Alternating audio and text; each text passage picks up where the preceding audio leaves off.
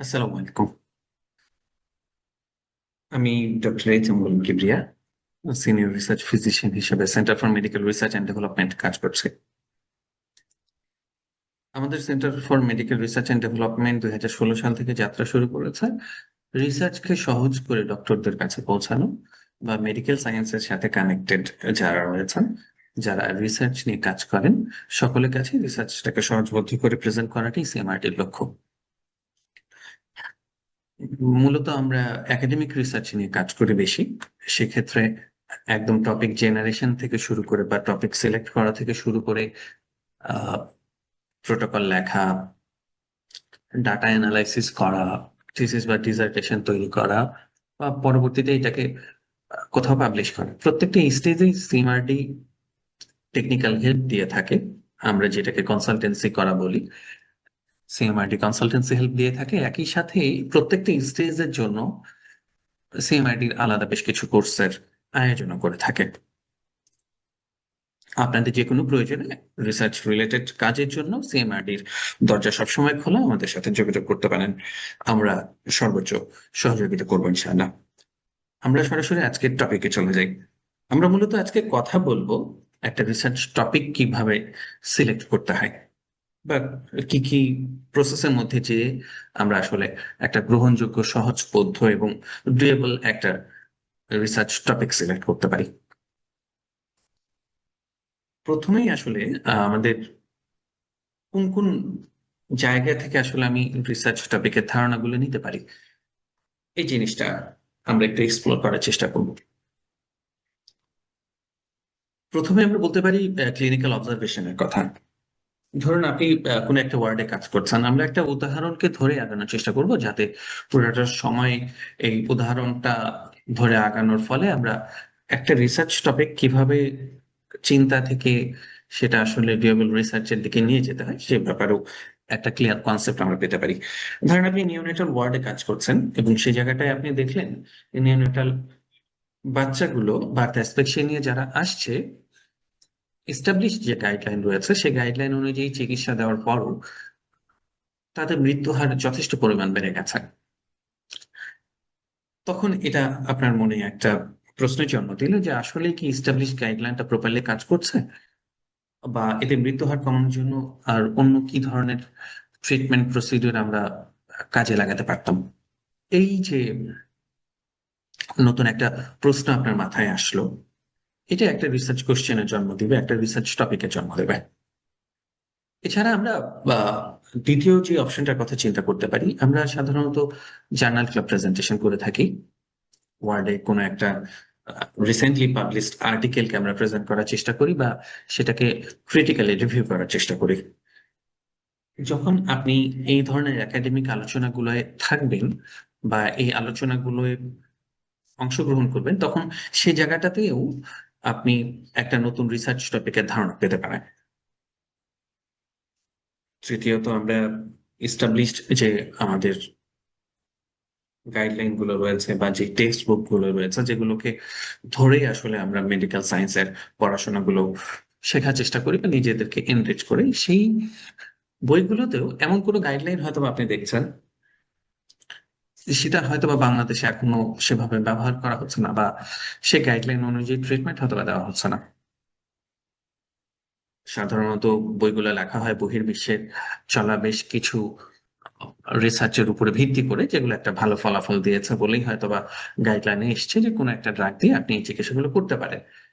কিন্তু বহির্বিশ্বে হওয়া যে কাজগুলো বা বাহিরের দেশগুলোতে হওয়া কাজগুলো, যে ট্রিটমেন্টটাকে এস্টাবলিশ করেছে, সেটা আমাদের দেশের মানুষদের বেলায় একই রকম ভাবে কাজ নাও করতে পারে, বা ওখানে যে ট্রিটমেন্টের কথা বলা হয়েছে সেই ট্রিটমেন্টটাকে দেওয়ার জন্য যে ধরনের ফ্যাসিলিটিস এর প্রয়োজন সেটা আমাদের দেশে এক্সিস্ট নাও করতে পারে।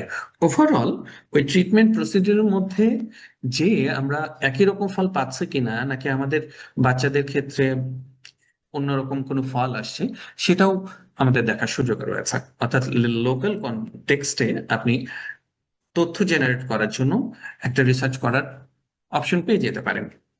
ঠিক এই টেক্সট বুক গুলো কিন্তু আপনাকে একটা নতুন রিসার্চ টপিকের ধারণা দিতে পারে। এছাড়া সবচেয়ে বেশি আমরা যেটা ফলো করি, লিটারেচার সার্চ করা এবং রিভিউ করা।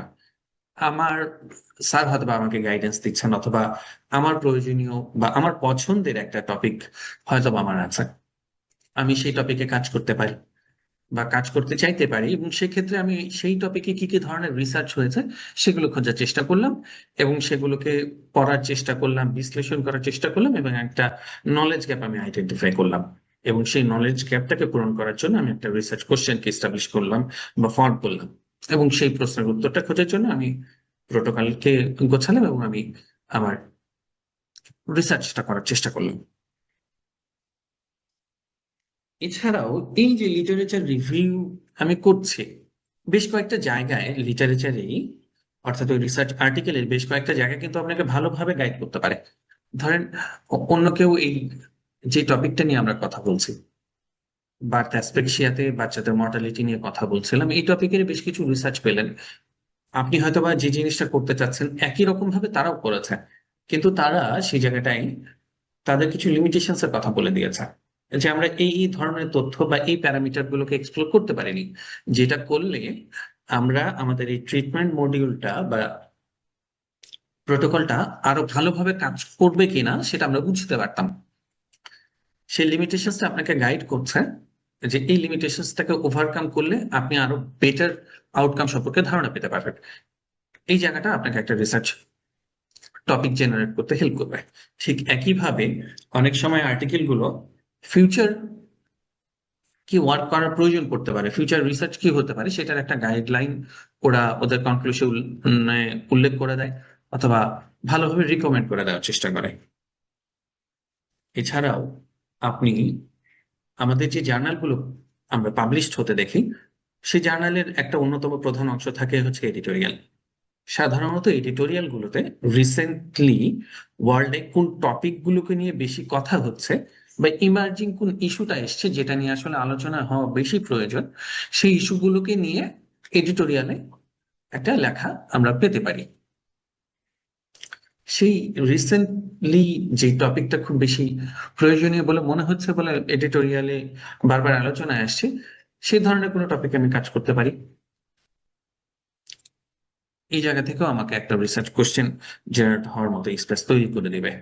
আর সবচেয়ে বড় জায়গা যেটা, সেটা হচ্ছে সিস্টেমেটিক রিভিউ বা মেটা অ্যানালাইসিস গুলোকে এক্সপ্লোর করা।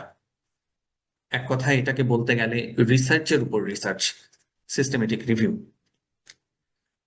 এই সিস্টেমেটিক রিভিউ গুলোতে ওরা ওভারঅল কি গ্যাপ রয়েছে, সামনে কি কাজ হওয়া উচিত, এক্সিস্টিং লিটারেচার গুলো কি ফাইন্ডিংস এর কথা বলছে, সেগুলোকে খুব গুছিয়ে ওরা বলার চেষ্টা করে, এবং সেই জায়গাটায় ওরা ফিউচারে কি কি কাজ হওয়া দরকার সেটার একটা গাইডেন্স ওরা দিয়ে দেয়। আপনি প্রপারলি যদি সিস্টেমেটিক রিভিউ গুলোকে এক্সপ্লোর করেন, তাহলে আপনি সেই জায়গাটা থেকে একটা টপিক জেনারেট করতে পারবেন খুব সহজেই। এছাড়া দেখা যাচ্ছে আমরা আহ, বিভিন্ন সময় বিভিন্ন সেমিনার, সিম্পোজিয়াম এগুলোতে অংশগ্রহণ করি বা কনফারেন্সে অংশগ্রহণ করি। সেই জায়গাগুলোতে অদ্ভুত অদ্ভুত সুন্দর মজার কেসগুলো উঠে আসে, বা রিসেন্ট হেলথ নিয়ে, বাচ্চাদের হেলথ নিয়ে হোক বা বড়দের হেলথ নিয়ে হোক, কনসার্ন ইস্যুগুলো নিয়ে আলোচনা করা হয়। সে কনফারেন্সে বা গোল টেবিল বৈঠক আমি যাই বলি না কেন, সেগুলোতে যখন আপনি অংশগ্রহণ করবেন তখন দেখবেন আপনার মাথায় কোনো না কোনো টপিক হয়তো আসবে যে না, এটা নিয়ে আরো বেশি এক্সপ্লোর করার প্রয়োজন আছে বা এখানে স্টাডি হওয়ার সুযোগ রয়েছে। সেই জায়গাটাও বা সেই ধরনের আলোচনাগুলো আপনাকে নতুন একটা টপিক জেনারেট করতে হেল্প করতে পারে। আর একটা একটু বিস্তৃত কাজ হবে হয়তোবা, তারপরেও যেই সাবজেক্টেই পোস্ট গ্রাজুয়েশন করছেন, আপনি বড় বড় জার্নাল ফ্র্যাঞ্চাইজি যেগুলো রয়েছে সেগুলোকে যদি এক্সপ্লোর করার চেষ্টা করেন, আপনি সে জায়গাটায় দেখতে পাবেন যে ওদের নির্দিষ্ট সাবজেক্টের উপর আলাদা আলাদা জার্নাল আছে। আপনি বড় বড় ফ্র্যাঞ্চাইজি গুলোর সেই নির্দিষ্ট সাবজেক্টের জার্নালগুলোকে যদি নিয়মিত ফলো করার চেষ্টা করেন, তাহলে আমি বলবো ধরেন 3 কি 4 বছরের যদি আপনি টানা সেগুলোকে এক্সপ্লোর করতে থাকতে পারেন, তাহলে একটা মানে রিসেন্ট সময় আলোচনায় আসা বা বারবার পাবলিশ হওয়া ইস্যুগুলো থেকে বুঝতে পারবেন যে আসলে বহির্বিশ্বে কোন ধরনের টপিকে আসলে আর্টিকেল গুলো বেশি পাবলিশ হচ্ছে বা কোন ধরনের প্যারামিটার নিয়ে বেশি কথা হচ্ছে। সেই জায়গাটা আপনাকে ওই ডিজিজ হোক বা যে প্যারামিটার নিয়ে আপনি কাজ করতে পারবেন ওরকম কিছু গাইডেন্স খুব সহজেই সেই জায়গা থেকে আপনি পেয়ে যেতে পারেন। এই ওভারঅল 8টা জায়গা থেকে আপনি টপিকের ধারণা পেতে পারেন।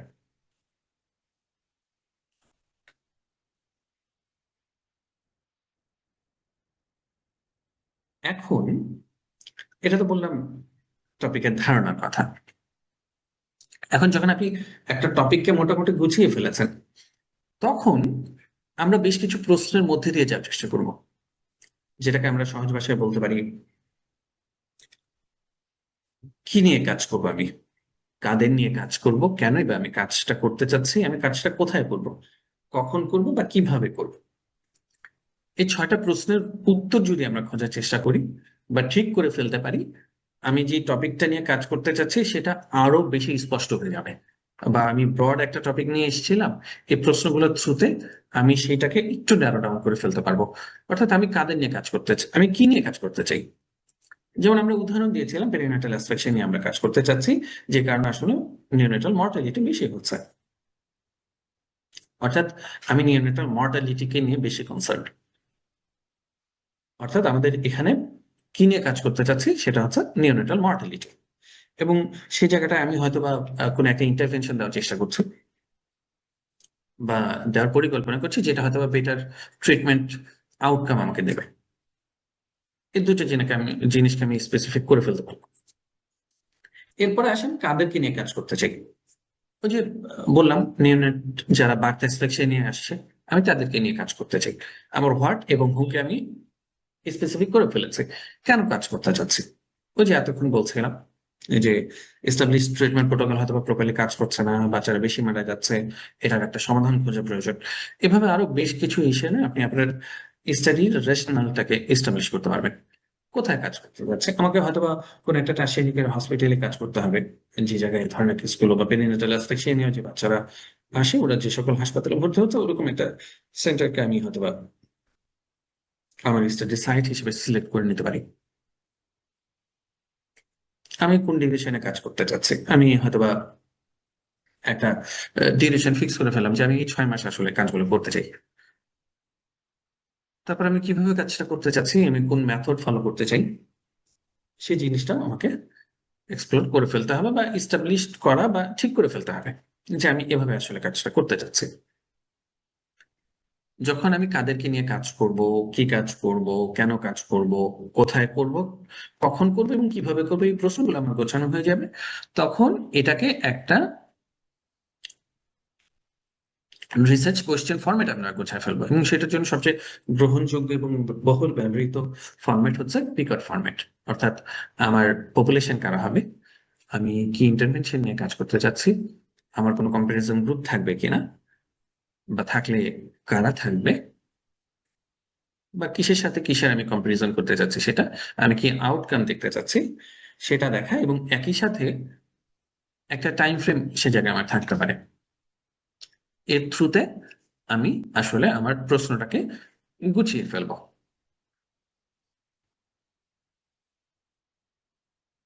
যেমন অনেকটা আমরা যে উদাহরণটা দিচ্ছিলাম, এটাকে যদি গুছিয়ে বলার চেষ্টা করি তাহলে এমনটা দাঁড়ায়, এমন the neonate with birth asphyxia, এখানে birth asphyxia population, how does the modified protocol x, বা যেটাকে আমরা নতুন ট্রিটমেন্ট প্রোটোকল হিসেবে চিন্তা করছি সেটা, যেটা পিকটের আইকে ইন্ডিকেট করছে, compare to the traditional WHO standard protocol, মানে যেটার সাথে আমি কম্পেয়ার করতে চাচ্ছি, affect the mortality rate within 28 days of life.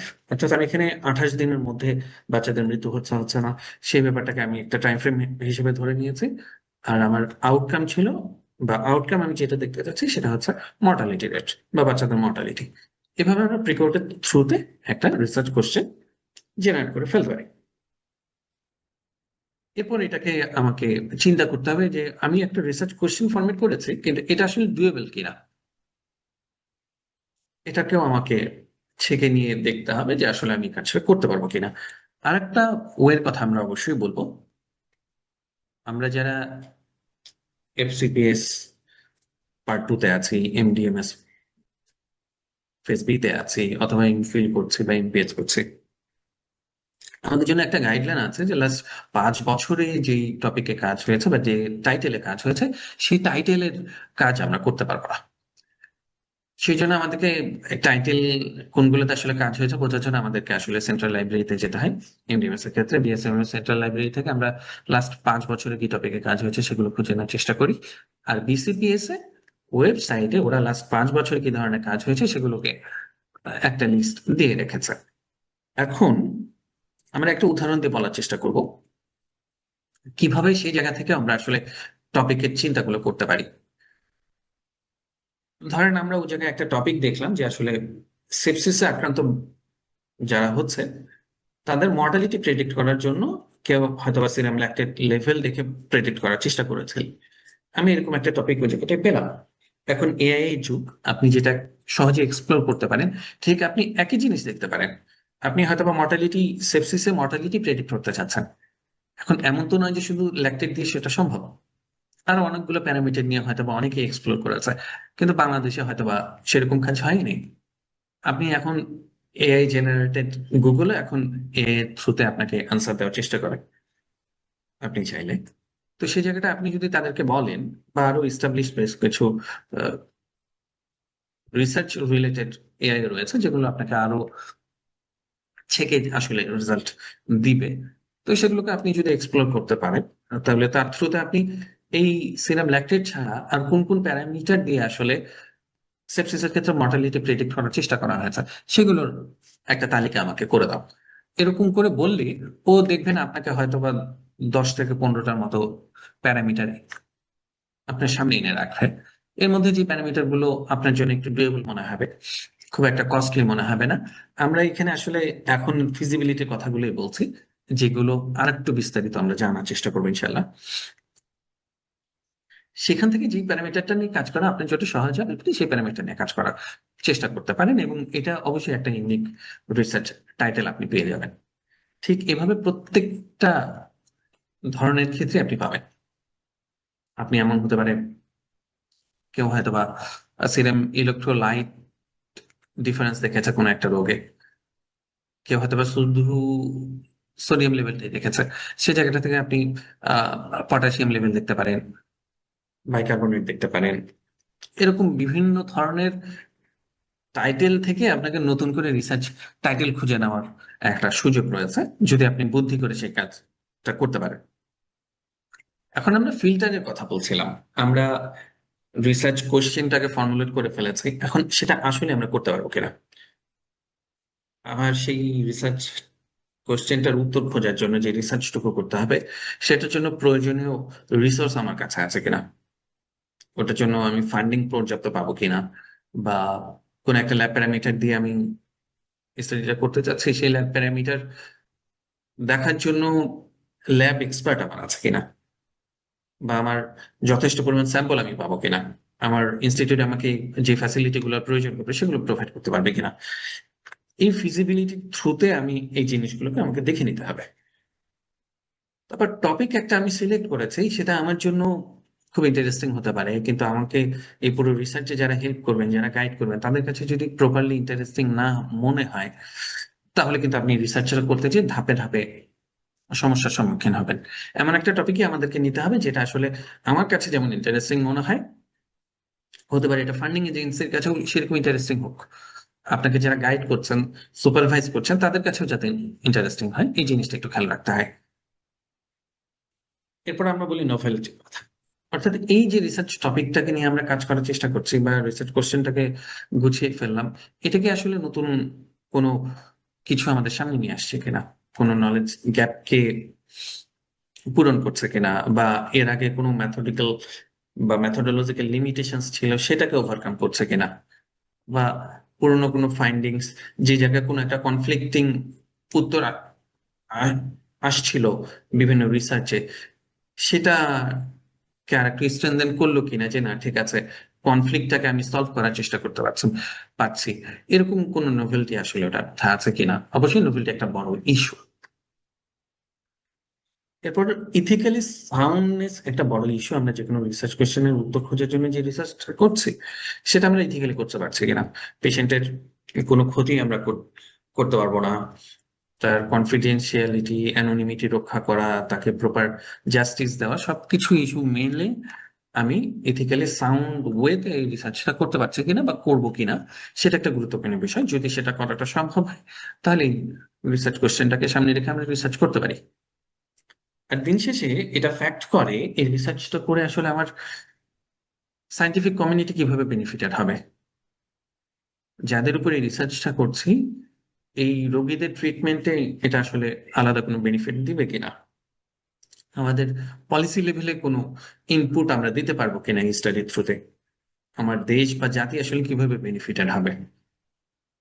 এই ইস্যুগুলো যখন আমার কাছে মনে হবে, অর্থাৎ এই ফিজিবিলিটির যে ফ্রেমওয়ার্কটা, ফাইনাল ফ্রেমওয়ার্ক, ফিজিবিলিটি, ইন্টারেস্টিং হওয়া, নোভেলটি, ইথিক্যালি সাউন্ড হওয়া এবং রিলেভেন্সের কথা আমরা যেগুলো বললাম, এই ফ্রেমওয়ার্ক অনুযায়ী যদি আমার কাছে মনে হয় যে না স্টাডিটা সব দিক থেকে ডুয়েবল, আবার কিছু নলেজ গ্যাপকে সে পূরণ করছে, দেশ, জাতি, রোগী বা সায়েন্টিফিক কমিউনিটি বেনিফিটেড হওয়ার যথেষ্ট সুযোগ রয়েছে, ইথিক্যালি সাউন্ড হয়তো আমরা কাজটা করতে পারবো, আমার ইনস্টিটিউট বা যত ধরনের ফ্যাসিলিটি আমার পাওয়ার কথা আমি সব ধরনের ফ্যাসিলিটি পাবো, তাহলে অবশ্যই রিসার্চ কোশ্চেনটাকে নিয়ে আমরা সাথে কাজ করতে পারি।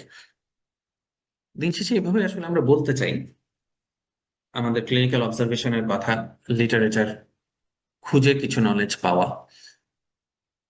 সিস্টেমেটিক রিভিউ বা মেটা অ্যানালাইসিস এক্সপ্লোর করা, এডিটোরিয়াল গুলো এক্সপ্লোর করা,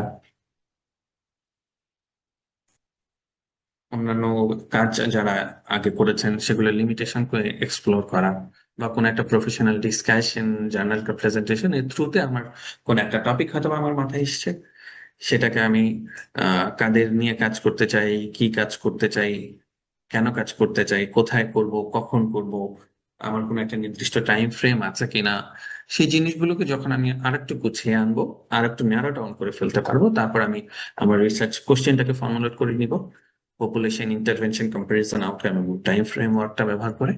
এবং দিন শেষে এই কাজটা আসলেই আমার পক্ষে করা সম্ভব কিনা, বা আমার সায়েন্টিফিক ওয়ার্ল্ডে একটা বড় কন্ট্রিবিউশন এই কাজের থ্রুতে আমার করার সুযোগ আছে কিনা, আমি ইথিক্যালি সাউন্ড ওয়েতে কাজগুলো করতে পারছি কিনা, এবং পুরো কাজটা করার জন্য আমার যথেষ্ট ইন্টারেস্ট রয়েছে কিনা, বা আমার ফান্ডিং এজেন্সি আমাকে যারা গাইড করছে সবাই ইন্টারেস্ট ফিল করছে কিনা, সবকিছু মিলিয়ে যখন এই কাজটাকে আমাদের জন্য মনে হবে করার মতো, তখন আমি আমার টপিকটাকে আলটিমেটলি এই ফ্রেমওয়ার্ক গুলোর মধ্যে দিয়ে ছেকে দিন শেষে আমার টপিকটাকে আমি ফাইনালাইজ করার সুযোগ পাবো।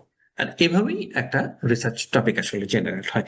এই যে পেরিনেটাল অ্যাসপেকশন নিয়ে কতগুলো কথা আমরা বলে আসার চেষ্টা করলাম, দিন শেষে আমরা এটারই একটা টাইটেল জেনারেশন যেটা আমরা করতে পারছি দিন শেষে, সেটাকে বলি আমাদের আজকে আলোচনাগুলো এখানে শেষ করার চেষ্টা করব। দিন শেষে এই পেরিনেটাল অ্যাসফিক্সিয়াতে বাচ্চাদের মারা যাওয়া, এস্টাবলিশ WHO গাইডলাইন কাজ করছে না সেটা বুঝতে পারা, এবং নতুন একটা গাইডলাইন দিয়ে মর্টালিটি কমানো যাচ্ছে কিনা, বা হসপিটাল ডিউরেশন বাচ্চাদের থাকা কমানো যাচ্ছে কিনা, সব মিলিয়ে আমরা এই কনক্লুশনে পৌঁছালাম যে আমাদের রিসার্চ টাইটেল হচ্ছে reduction in the mortality rate and the length of hospital stay in neonatal in neonates with birth asphyxia admitted in an urban tertiary care unit through modified protocol X, a longitudinal comparative study. এভাবে গুছিয়ে আমরা আমাদের টাইটেলটাকে হয়তো fix করলাম। এটা তো আমরা একটা উদাহরণ দিয়ে কাজ করার চেষ্টা করেছি, আপনারা এভাবে আপনাদের যে যে টপিকে কাজ করার চিন্তা রয়েছে একটা ব্রড টপিককে ধারণা করে তারপর ধাপে ধাপে আগাতে থাকলে নিশ্চয়ই আপনারাও একদম শেষ পর্যন্ত এরকম একটা গোছানো টাইটেলে কাজ করার জন্য আপনার টপিকটাকে ফাইনালাইজ করে ফেলতে পারবেন বা টাইটেলটাকে ফাইনালাইজ করে ফেলতে পারবেন। আশা করছি এই ক্লাসটা আপনাদেরকে যথেষ্ট গাইড করবে। এছাড়াও যে কোনো সময় যে কোনো ধরনের রিসার্চ রিলেটেড হেল্পের জন্য আপনারা সিএমআরডির সাথে সরাসরি যোগাযোগ করতে পারেন। সিএমআরডি সর্বোচ্চ চেষ্টা করবে আপনাদের পাশে থাকার। আসসালামু আলাইকুম।